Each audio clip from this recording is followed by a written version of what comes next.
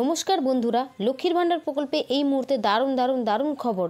লক্ষ্মীর ভাণ্ডার প্রকল্পের পেমেন্ট স্ট্যাটাসের ঘরে পেমেন্ট আন্ডার প্রসেস অর্থাৎ টাকা দেওয়া শুরু হয়ে গেল। এই মুহূর্তের বিরাট আপডেট, লক্ষ্মীর ভাণ্ডার প্রকল্পে মে মাসে টাকা দেওয়া শুরু।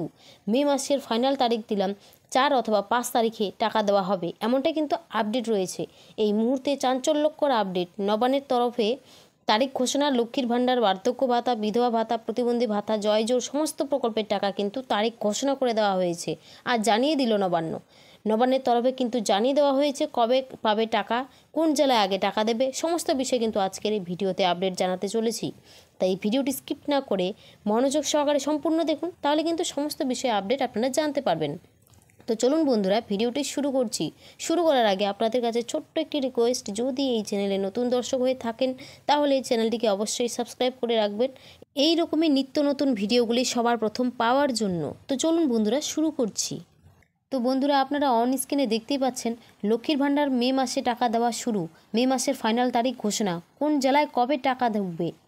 লক্ষ্মীর ভাণ্ডার, বৃদ্ধ বিধবা ও প্রতিবন্ধী ভাতার বড় সুখবর, মে মাসে টাকা দেওয়া শুরু। নবান্নের তরফে মে মাসে 1000 ও 1200 টাকার তারিখ 3টি ধাপে টাকা দেবে। মে মাসে টাকা দেওয়া নিয়ে জেলাভিত্তিক তালিকা প্রকাশ। লক্ষ্মীর 2.0 ভাণ্ডার, বৃদ্ধ বিধবা প্রতিবন্ধী ভাতা মে মাসে টাকা কত তারিখে ঢুকবে, কোন জেলায় কবে টাকা দেবে, নতুন আবেদনকারীরা টাকা কবে পাবে, চলুন বিস্তারিত দেখে নিই।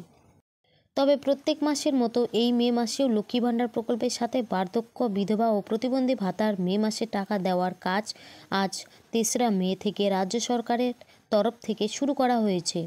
লক্ষ্মী ভাণ্ডার প্রকল্পে রাজ্যের নতুন ও পুরনো সমস্ত মহিলাদের মে মাসের পেমেন্ট স্ট্যাটাসে পেমেন্ট আন্ডার প্রসেস স্ট্যাটাস ইতিমধ্যেই চলে এসেছে এবং রাজ্যের অর্থ দপ্তরের মে মাসে টাকা দেওয়ার নির্দেশ দিয়েছেন।